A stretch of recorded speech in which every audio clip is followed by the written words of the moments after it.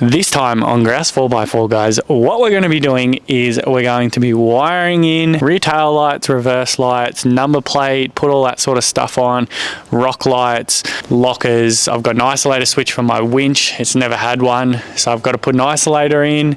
Just all the small little fiddly bits to get this build over the line and get us back onto the road. Not even on the road, get us back off-road. I just done a trip down to Bunnings to grab a few things. I'll set you up and run you through what I just grabbed. Nava heat shrink, I just grabbed more of them. I still have some, but it's handy to have. Nava, I found, has been the better brand of the lot. I've had a few different ones. Some of the cheap ones they just don't work like this. There's my isolator.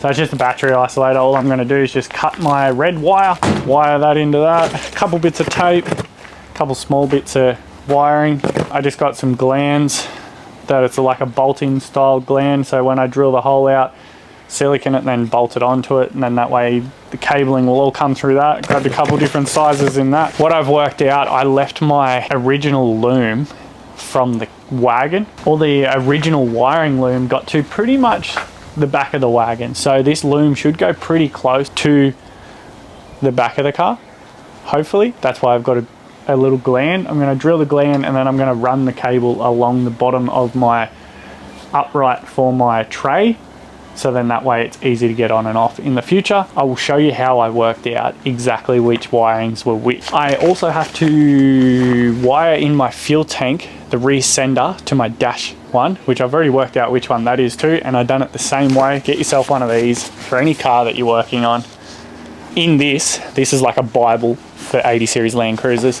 It has wiring diagrams. That right there is the wiring diagram. That will tell me exactly which wire is which for my car. It has a color code on it, a little color key system, and then it has what color the cablings are. We're going to start ripping in and doing a bit of a wiring now. Once I figured out in the book too which color cable is which, I went and got just two random bits of cable, put my right hand indicator on, put it on the right hand indicator on this. Obviously it's not going to matter which one I do, but I just did the right hand as it was a right hand, found the earth, put cable from that to the power, and then earthed out from there to here as well, and then put my indicator on the dash and made sure it worked down the back. Then that way I knew what colors I had reading in there were the colors I had here. So I currently have 1, 2, 3, 4, 5, 6 cables that I've cut out of the original, and they are the 6 that are going to work the rear. The reason there's only 6 and I need multiples is some of them just loop from one side to the other. So like your stop lights, your brake lights, you just loop from one side to the other. Same with your tail lights, they just loop from one side to the other because you need both of them to work at once. It's just the indicators you need working individually. Reverse lights, same thing, just looping over. If you look into the diagram, you'll see it all and whatnot. But yeah, so I've got this now. What I need to do is drill a hole in the back of my cab. Great, I know, brand new, fresh cab. And then I need to shove this through. I have quite a bit of length here. There's a little rubber gland on this here, which is also my fuel.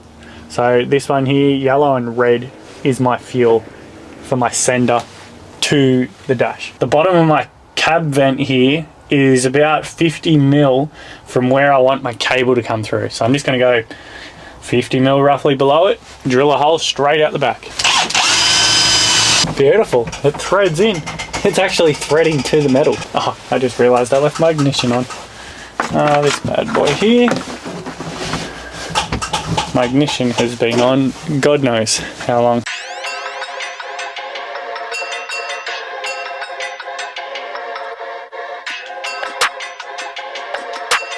Sound deadening on the floor is done. I did in the doors. I just did a rough job. I didn't do an amazing job. It's a prick to get into, but if I tap them, it still sounds like it's got sound deadening on it, which is great. Now that we've done that, I'm going to go and put my center console in so I can put my locker switches back in. I think what I'm going to do, I might even sound deaden my center console for now. At least that way it's all the same as the car. If I sound deaden it and foam it and then vinyl it later or something, I don't know. If it looks good sound deaden, I'll leave it sound deaden. It's not what's going to get me up the track. Very annoying with that thing hanging there. I've only just noticed. Keep on ticking jobs off the list, baby. We're getting closer and closer.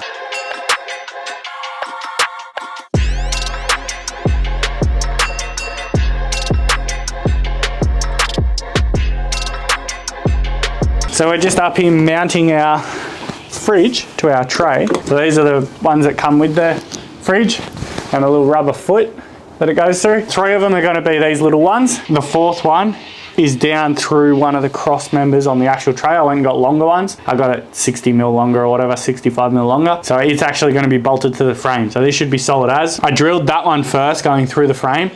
And then what I did is I used a paint texter. I just painted the end of it. The reason I painted the end is so when I flipped it over and bolted that one in, it left circles on where I've got to drill a hole. Ow, that was my finger. Just got to wire in my battery, which is another job. Well, what we're doing right now is we're taking our water temp gauge out. The reason we're taking it out, I accidentally broke the little prong when I was fitting it all back together. So there's nothing physically wrong with the gauge. It's just, I'm an idiot. I went with JRP gauges because I've had no faults. I love them. I think they're actually pretty perfect. And what I did is I went for an upgrade. This is just water temp. I went and got water temp, water pressure, and low coolant alarm. So a 3-in-1. Comes with a nice little fitting that just goes into a coolant hose, your top radiator hose, which is nice and easy. Put 3 prongs in it, run it up, plug it in here. They're super simple to use. They're awesome because you can just daisy chain all the gauges together for power source, and then you just got to run your probe. So EGT probe, boost probe, it's so easy to fit. The little prong that I broke, the one next to it, it should have a little pink outer casing on it so the prongs don't actually stay in there. Like I can plug it in, but it just falls out. So when I'm off road, obviously bouncing around, it's going to fall out. Then I won't know how hot my car is, and that's a problem. The benefit of having low coolant alarm and the water pressure. So low coolant, obviously, big sign. If you're missing coolant or if you start to have a small drip somewhere, you'll find out before it becomes a major problem. The water pressure is actually really good. Considering I've got a turbo on this HZ, it's going to be running pretty decent sort of boost. I can tell if I lift a head before I have any major problem. It's good to have all these precautions in because if you have precautions, you could save major damage. I could save myself a whole motor just by having this tiny little gauge in here. I know what I'd rather be buying, one of these than a brand new motor. So yeah, this is the card that you get from JRP. It has a little QR code on it. Scan it, it'll have all the instructions you need for fitting it. Makes life a hell of a lot easier if you don't understand what you're doing, like myself. I sometimes sit there and go, where does this go, or where does this belong? Game changing. I don't actually have to go and Google it and spend half an hour doing it or half an hour on the Facebook groups trying to find it out. Hose is seen better days. What's wrong with it? It's full of rust. Hold which on. is not good. It might have been from back in the heyday. Hey Mom, how are you? Hi Millie. Hi Mama. How are you? Good day, Mom. You having a good day? Yeah. Have a good day, Millie. Okay. So we got our hose cut. I just put the first joiner on. I've got all my hoses, all the hose clamps on, ready to sleeve it in. Millie, can you please be quiet? A birdie! I see it! Mom, look! I see a birdie up there! Now, when I read the instruction manual on the little QR code, the one that's the low coolant alarm needs to be on top, so that way if it starts to suck down, you'll know. Because this feeds the motor, this should always be full. Now I'll just plug everything in, start routing it across the engine bay, put it through the firewall, hook it into the gauge, hopefully it all works. Be nice. Got my 3 cables, all my sensors, I'm going to go plug them all in. First sensor. Alright, installing water sensors. So here's the little PDF, that's the little low coolant sensor that I was saying, so it needs to be at the top. So see how it's halfway through that internal section of the tube or the pipe? That would censor you saying you have low coolant because it's not touching that probe. What I was finding out is this bit here, red and black. So little Allen key is black, red is nut. Do not drop this thing, it is like tiny. Oh my god. It is like tiny. That's going into the abyss. Yeah, if you drop that in the engine bay somewhere, that is gone. Alright, little Allen key. Let me go find one of my keys. Of course it's a fucking one I'm missing, for fuck's sake. Too small. Alright, so my idea was to come and check the box. Gemma said, why do you have all these Allen keys floating around? And I said, because whenever you buy something, generally they send you the correct size Allen keys. Insert light bulb here. They might have sent me the Allen key that was the right size. Who would have thought about that? This one. It fits, look at this. The little tiny sucker here, it's like a 5mm nut and a little Allen key one. What now? I just got to route all of these over there, down through the firewall, up to the gauge, plug it in, go home. You're home. Yeah, I know. Walk inside. Put my feet up. I have my braided split conduit. I don't know what the hell it's called. Braided line. I'm going to put that over the cables as tight as I can for as long as I can. So about this long. Just to help protect it a little bit. Sort of don't want these cords touching anything or breaking. I'm going to cut all my zip ties off from my existing cables. We're going to go and find where our zip ties are, like here. And hopefully not cut any wires. Yeah.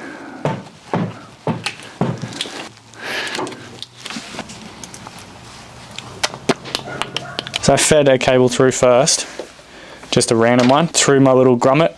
And then I taped this onto it. Then that way I could just pull this rather than pulling on the prongs. So yeah, the next thing I did to make it slightly easier, I put some WD-40 on this. WD-40 on that, WD-40 on the little rubber grommet.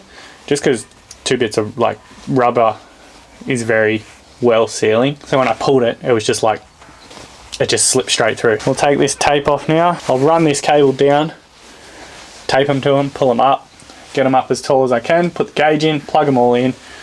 Should be Mickey Mouse. Nice easy install. This is how I like things to go. These are handy as these little torches too. They're just from King's, they're rechargeable ones. 1 for 25 or 2 for 20 bucks. They had a special on them. So I went, yeah, sure, I wouldn't mind them. Rechargeable lights, magnetized so you can stick them anywhere. They're actually game changing. They're super bright too. There it is. Beauty. Now we'll just, a little bit of tape on one of these, pull it back up through, drop it back down. I've got 3 cables, so before I go too much further, I'm just going to go check the engine bay, roughly route them so I know how far I can sort of pull them. I don't want to pull them too far, get them up here, and then when I go to plug them in, I haven't got enough length over there. They're running across the middle of my engine bay. So I'm just plugging everything in now. So what I've done is I've pulled them all through. I'm going to plug them into the back and then shove it back in and then neaten up all my cables. Blue to blue, they're all color coded too, which makes life a hell of a lot easier. So what I'll do is turn ignition on, make sure they turn on. Everything's all working now. It's hard to see because of the steering wheel, but I'm going to go shove them all back in now. Just setting all the settings on the gauge. With the QR code that you get, it has this where you can change absolutely everything. Change colors, your warnings. You can go to a set degree on the temperature that you need to do. So I'm just setting all of that up now, and then I'm just going to run the car up to temp, let it sit there, and because I took a little bit of coolant out, I'm just going to make sure that we have no problems. Alright, update on where we're at. Battery, I've mounted, or second battery, sorry, I've mounted. It will fit behind my seat. I was talking to Kane on the phone, and when I was on the phone to him, I was like, oh, are you with your car? He goes, yes, I am. So can you please check where the seat goes, where the back mounts, the back 2 bolts go? It pretty much comes straight up from there. So my battery is like 50 to 100 mil back off that. So I've got plenty of room. So that's mounted. Didn't screw through my cab or my floor or anything. I just screwed through bits that were in the car. Strap that in. My wires, obviously, from my battery and my ignition were already there. I just had to route them, which was easy. My DC charger is just above it. I've got my rock light little module box thing. Not sure what it's called. But I need to extend these wires, because what I'm going to do is that's just going to go to the chassis somewhere, and they're going to go through, up and in through the cab vent. So right at the top of the cab vent where I put my fridge wire goes through the cab vent too, rather than drilling another hole in the cab and just having extra holes that you don't need. So I'm going to put them both through. I'm pretty sure that's all the wiring I need to do for my second battery, so then I can hook it all up. And I'm pretty much just waiting on seat. We're getting really close. My fuel filler's done. My breather hose, I just done a little dodgy fix for it for now. What I did is I put the breather hose where the fuel hose comes down. I just drilled a hole in the side and just bent the breather hose into it, like a 90-degree bend, which is pretty much what happens on the metal version anyway. And then I just siliconed it to it, because silicon's my job. That's what I do. The only other thing I need to check is my rear locker. We'll do that once we tidy everything up, and then rear locker is the last thing, because I can wheel without it. I know it's going to be harder, but at least my car will still drive. I'll still have my front locker, hopefully. But hey, here we are. This is cars. We love them. We live for them. So anyway, we'll extend these now. All right, let's put our little winch isolating switch in now. I'm just going to put it just here somewhere. Oh, Joyce, there's some cable in there. Now I'm fully aware that this cable is massive. Did I get the correct sized things? Oh, what a guess, cuz. All right, I'm going to heat this bad boy up, fill it up with solder. I'm going to put a welding glove on before I burn my hand. No, okay, we're not going to solder that. We're going to crimp. We're just going to crimp. Give me a sec. Before we crimpy crimp, we'll put some heat shrinky shrink on the tubing. Gonna make this look pretty. We are 25 and we're currently set on a 25, I'm pretty sure. Sick. Beautiful. Get me some heat shrinky dink. Oh no, I've only got big mega dog heat shrink. Oh no, there's one. Beaut. So how this bad boy works is one goes that side with a nut.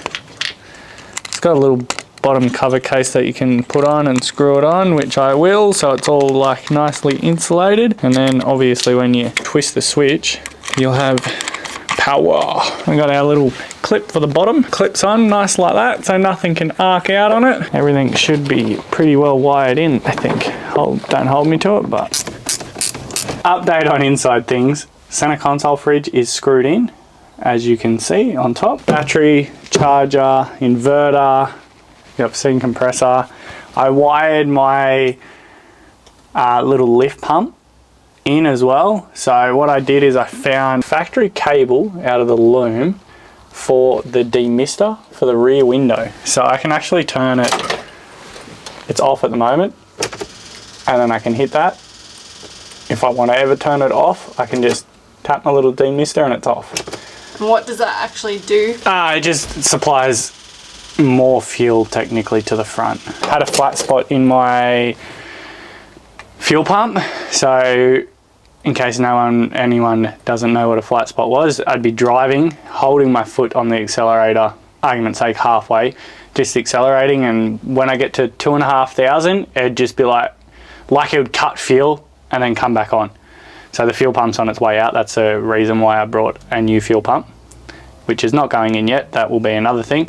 But I put one of them in just to help deliver more fuel to it, that's all. Then we just put the roof liner back in. It's just a quick, easy one. I trimmed it up a little bit, and then I just put 2 screws up in each corner, and in the middle it's got the light.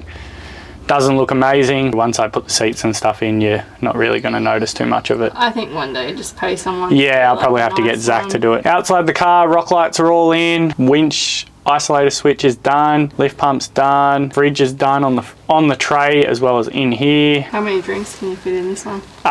From memory, I think you fit about 15 cans. Where'd you get it from? I actually got it from Costco. They had a special on it. It was like $89 or something. It's in my Coleman too, which is not bad. And for reference, what day is it today? It's Saturday, and we leave on Thursday next week. Morning. Thursday morning next week. You still don't have a locker? Yeah, so my rear locker is done. I'm just going to run this trip with hopefully just a front, given my front's working. If not, we'll be unlocked the whole trip, but it'll be good just to get out and wheel the car and use it again. I think that's about it. We're honestly like done. Yeah, I think we're pretty. You just got to put mud flaps. Yeah, I got to screw some mud flaps on, which is just a matter of cutting some rubber, which I got laying on the floor. We might wrap that one there. You have to do your star jumps, mate. No, it's not a thing. Birdo's not going to do it. He's the one that started it, and he's not going to do it. So you're doing we'll see if he picks up on this little thing, and if he picks up on it and puts it into a video that he's going to do the push-ups, I'll do the star jumps. I expect to see many push-ups and star jumps at Lithgow. Oh yeah, there'll be plenty. He'll just be turning around and we'll just be like a bunch of dudes in the bush just doing fucking star jumps. Yep. Rambling. I can't think of anything else, so I'm going to love it and leave it right there. Hopefully you guys have enjoyed this little video of all the 1% little things. But hey, we're about to be back on the road. We're about to be wheeling, so make sure you are ready for the next video. If there's anywhere that you guys can think of that I should go and wheel, because I'm looking for newish places to go to, so I'm not just producing the same videos all the time. I don't want to go to Yarwell again and give you another Yarwell video, which I probably will anyway. But if there's any other places you can think of, I was thinking Central West 4-wheel drive park. Mount Early. Lithgow, we may make Mount Airlie. If I am zero lockers, we won't be doing Mount Airlie. Weenie Creek, I don't know. Let me know. Let me know if you know any sneaky spots out there. I wouldn't mind finding some new ones. Give us a tour. Give us a tour. I'll catch you guys on the next video.